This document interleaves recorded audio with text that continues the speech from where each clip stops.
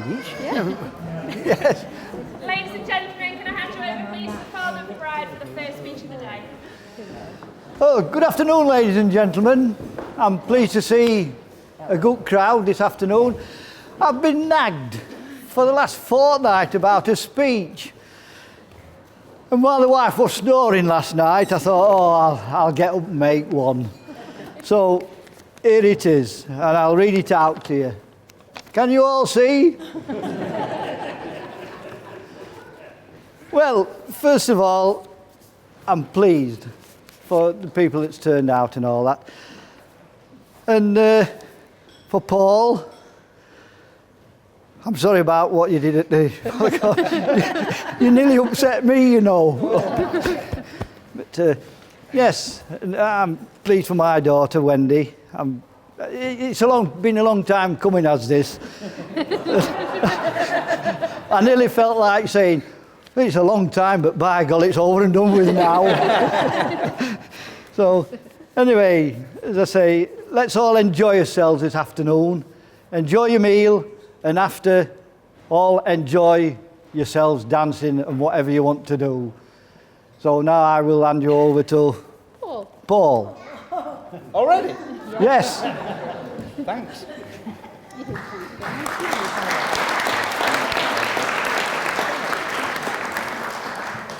Oh, bugger.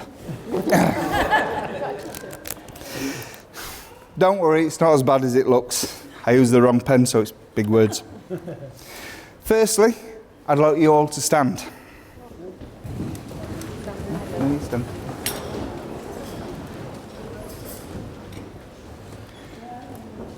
Now sit down again.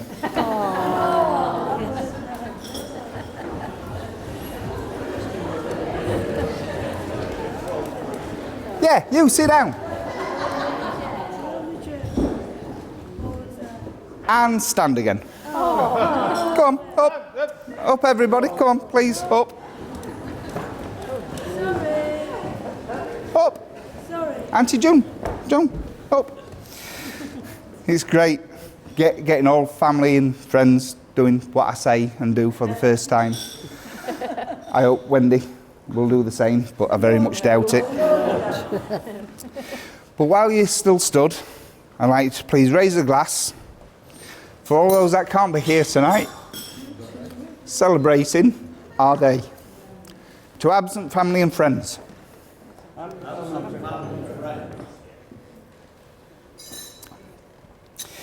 Now, if you stop making the place look untidy and sit down again, we can carry on.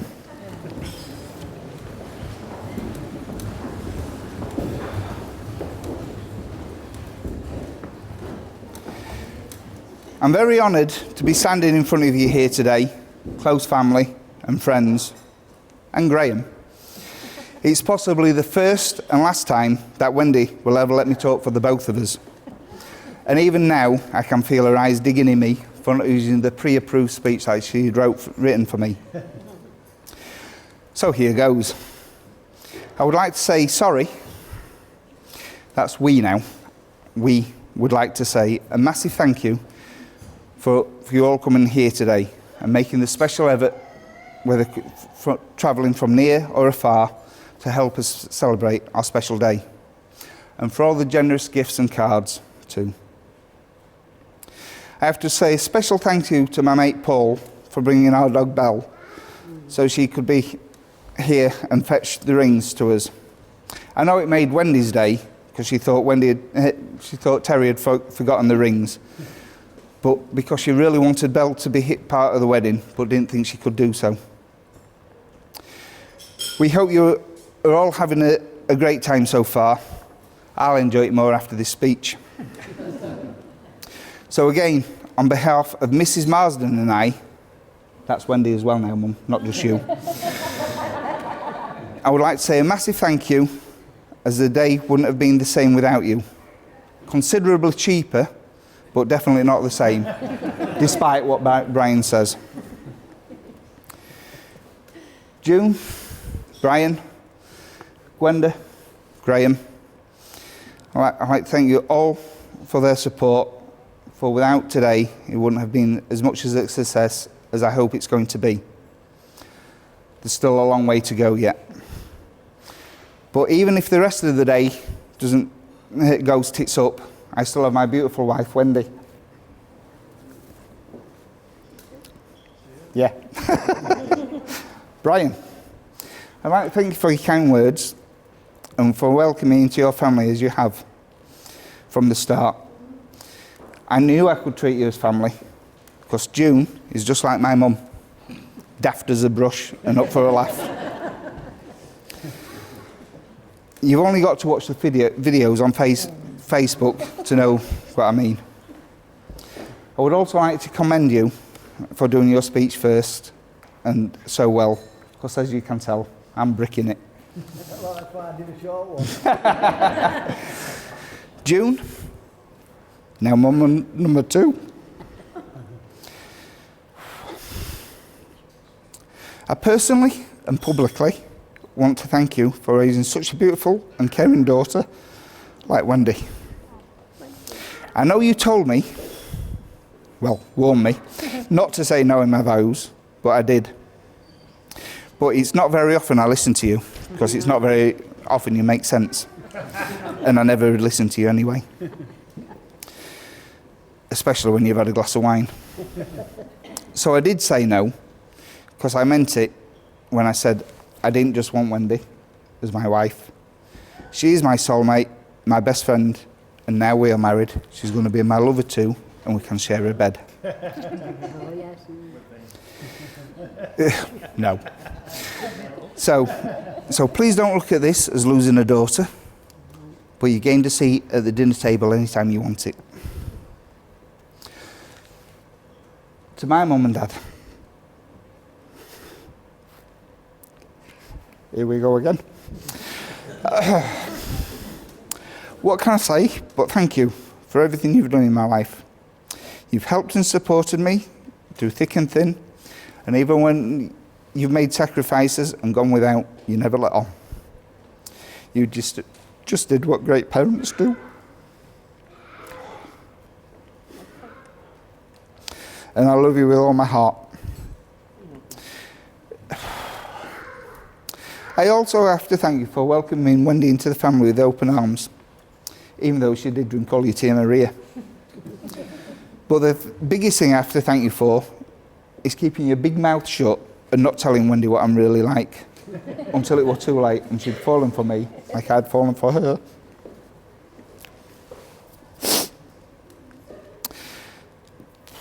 So who could possibly ask for better parents?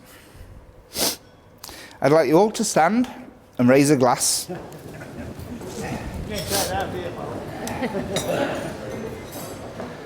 To the parents. Now we do have a couple of little gifts for you. So Wendy, you need to stand up.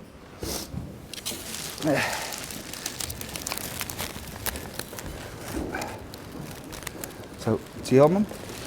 Oh, thank you. There you go. Oh, thank you. Oh.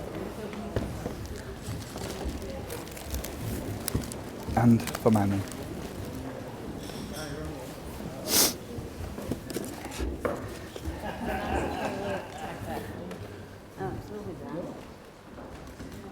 Oh, it says, I smile because you're my mother-in-law. I laugh because there's nothing you can do about it. Right. I've got it. For your dad. Get rid of that for you, Jim. And for my dad. Oh. Do you want me again, or do you want? Yeah, no, he sat down.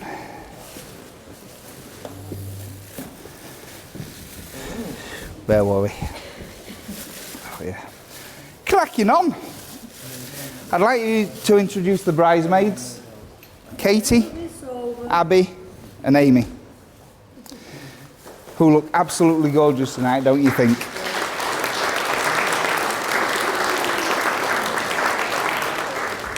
Not that they don't normally look gorgeous, but I think the only person today that outshines them is Wendy. My beautiful wife. God. They've done an amazing job helping Wendy get ready, keeping her calm and in readiness for today. And between me and you, that's code for keeping her glass topped up. Also, along with two handsome chaps, Josh and Jack, the ushers, who guided you all to your seats and then forcibly ejected you to do the conga line. We'd like to thank you all, and we're very proud of what you've done today in helping us. So we'd like to come forward.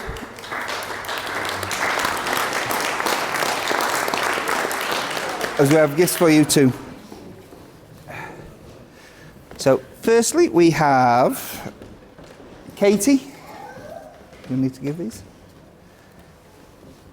Get up off your ass. Abby.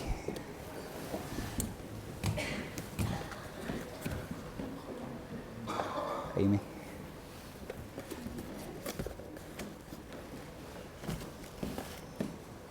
Josh. There you go, Josh. And Jack.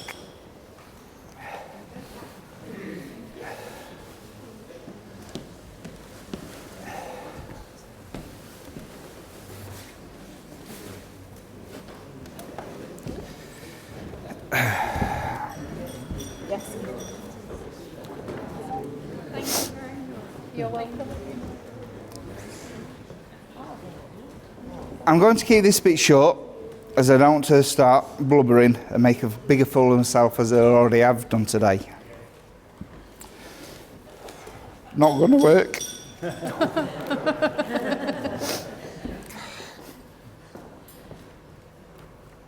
Wendy, my wife, now Mrs. Marsden.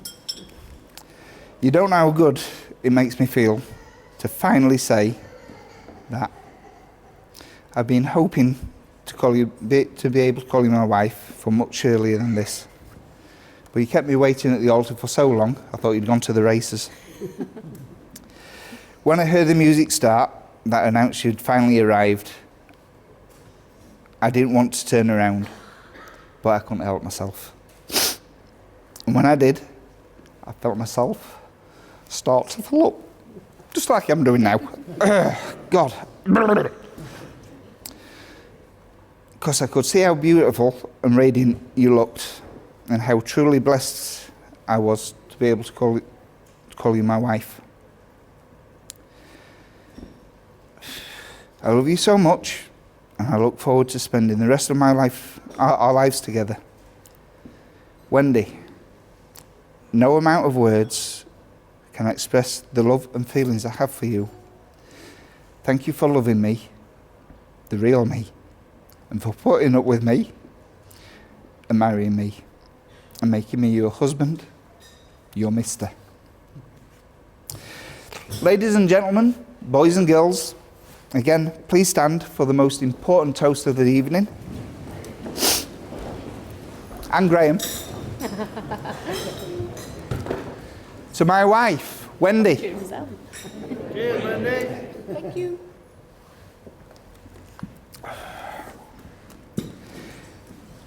Now, finally, this is coming to an end of my speech, but I do reserve the rights to speak again.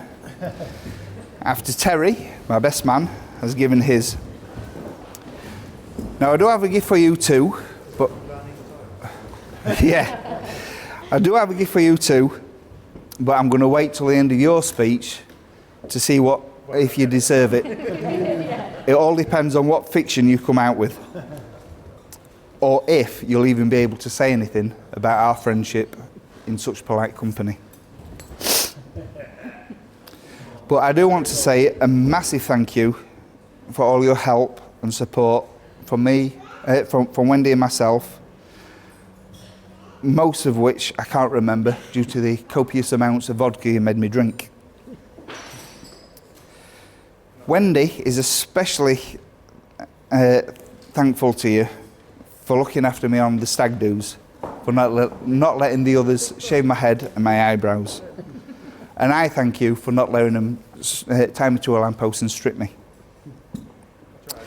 So please be nice, as I don't want to stand up again, because I've already made a fool of myself enough tonight. So that's it from me, and over to you. Ladies and gentlemen, boys and girls, and Graham, please give him a warm welcome, Terry, our best man.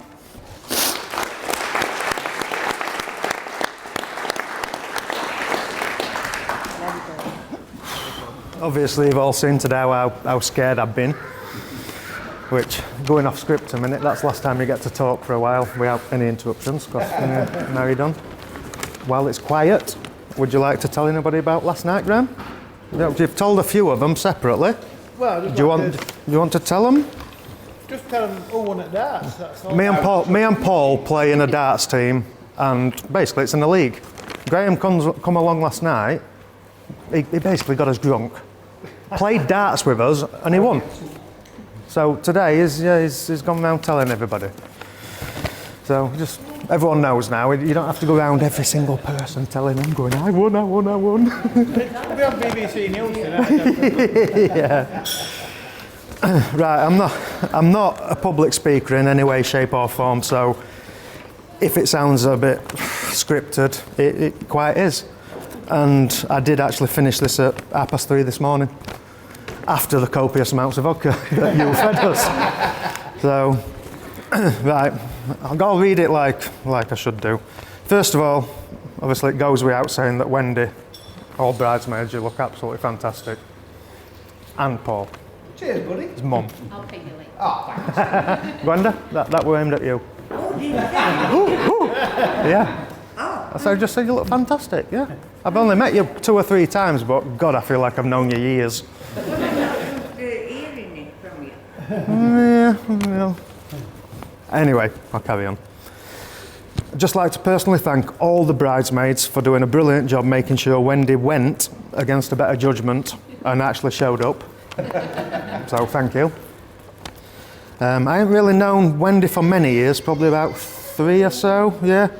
But I do know she's got a great sense of humour, really has, in which I'm sure she's proved today by marrying Paul, obviously. Well done. Thank you. Yeah, thank you. You can stay with you now. You can have him. I'll pay you later. Yeah. Throughout today, I've been watching Wendy's parents, which again I've never really met before, and I could see in their eyes all day how proud, but also how upset they were with her because they spent so many years trying to stop her going to bed with a dummy, and now here she is again. When will it ever stop? Never now, mate. Yeah. Anyway, for those that don't know me, which is quite a lot in here, I suppose, I'm Terry. I met Paul about 7 years ago, so luckily for him, I don't really have many embarrassing stories to tell you about him. And when I did ask about him, it had been done as before, so I didn't want to do it again today, which that wasn't scripted, but I just needed to add that in. I shouldn't have. Anyway, and he knows the stories I do have. Really, there's children in here, so I can't talk. So you're quite lucky in that respect, aren't you? Because everything we do involves vodka or lycra. In a fashion, or sailors' outfits, or tutus, or yeah, that's me. Anyway, in every man's life there comes a moment when he meets that special someone that understands him. When's my turn? Hmm? When's my turn? For what? Meeting that special someone. Yeah, you see. Oh, have you heard that? You're down there. Hey, I'll help you later. There's plenty of bachelors in here. You know. Anyway, someone that understands him and takes him for who he is, laughs at all his shocking jokes. Lo and behold, that moment came when he met me. Yeah, got a little giggle. Anyway, I am massively honoured for Paul to have asked me to be his best man. Obviously, he's known people years and years longer than he's known me. And for us to how we've just the connection somehow, didn't we? Like, just straight away. Yeah. And the same again, that's not scripted, I'm just just adding that in. I know it wasn't easy for him to be, a task for him to choose his best man, knowing that the friends he had to choose from, which I met a few on stag do's and meetings out or whatever. First of all, he asked his most reliable friend, they couldn't do it. So then he asked the good looking one, they couldn't do it either. After the third time he asked me, I said yeah, I'd do it. So here I am today. Cheers, buddy. I gave in the end. I accepted. Vodka. Yeah, you're same as him. Vodka. You're same as your dad. Yeah, let's play darts. Let's get Paul and Terry drunk. Yay! Whatever that is. Anyway, yeah, I'm sure. I were expecting, there is a photo of me somewhere, which there might be more, which I had been, I think I went out at 6 o'clock on the Friday night with my wife and we didn't really go to bed, and when we got picked up at 10 o'clock in the morning for stag do in York, I couldn't stand up. I was done from the night before. And then lo and behold, I went out the whole day in York. It was boxing that night, so we stayed up while 6 o'clock. Somehow managed to do it, no idea how. And these two were taking pictures and videos of me while I were asleep and I was snoring, and I am like that. And there's just no reason behind it, was there? Looking like a little teapot. Yeah, I dressed as a clown. I got a clown one. Yeah. You knew when to leave, didn't you? Right. Anyway, this isn't the first time I've been asked to be a best man for somebody, but it is the first time I've actually had to do it. As last one, I got away with it, the split up. Yeah. So I quite enjoyed that one. Sorry. At this point, I'd like to tell you a little about the stag do, but again, that's not allowed either. As most of you know, though, he does like to dress up. They've seen the pictures of you dressing up in Whitby and all that lot. What they probably haven't seen is the pictures of when you just dress up for no reason. When's that? With if I had a screen, I would put the one in the sailor's outfit doing that, which we had a bet. Whoever lost at darts one night had to basically go to Aldi the next day, sober, and walk round Aldi in this sailor suit. And we thought it was a bit too silly, so you ended up just walking street, didn't you? But Wendy's in the background going, off you go, off you go. Here, Terry, there's a tutu there. You put that on as well. Yeah, so that ended up, an interesting night. Yeah, again, it's vodka. Vodka.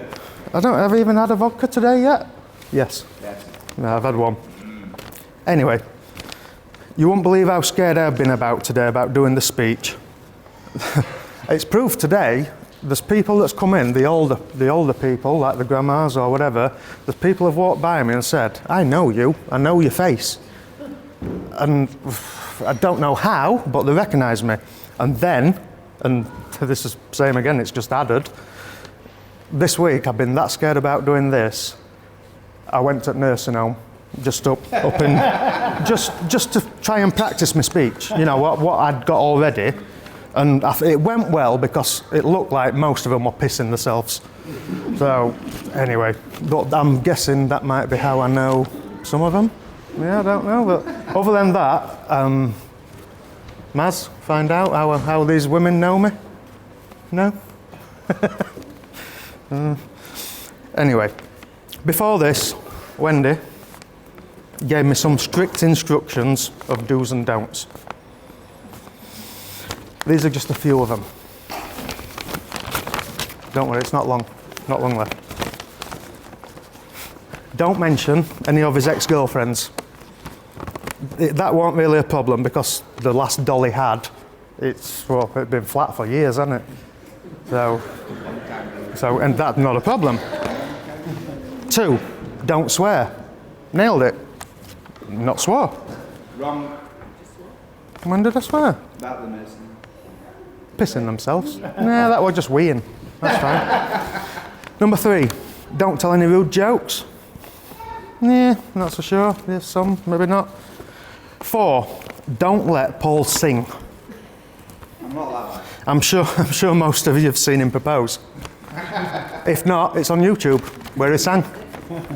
Yeah, it's a good watch. Yeah. No, it's not. Number 5. Please don't mention Paul's little problem. Oops. Oh, sorry, I wrote that down. You're not supposed to mention that. Number 6. Do not let Paul drink large vodka Red Bulls. In fact, don't let him drink at all. Again. Oops, sorry. Too late. Yeah. In all seriousness, coming to an end, most of the time I've known Paul, he's always been a single guy just wanting to be loved.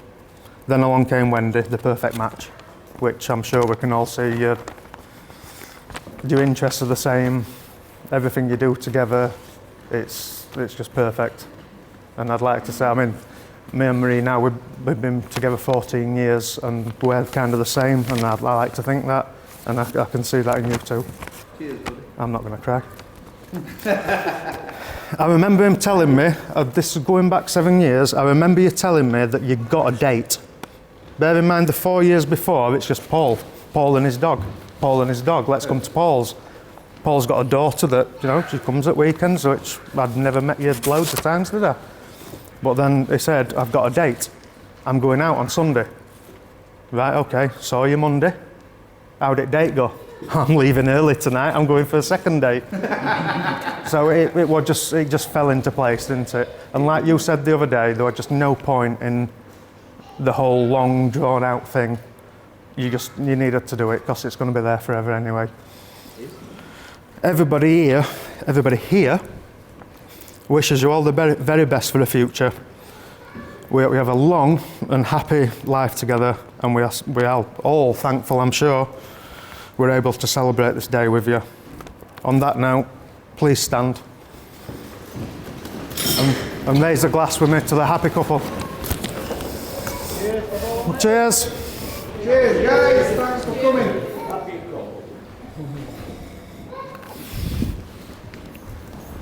Now I can stop sweating.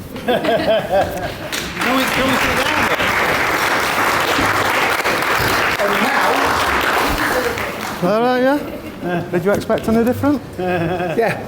Did you expect worse? Yeah, I did. So there you go, buddy. I hope that was enough people. Yeah. So there you go. Thank you very much. I can put the other speech away now.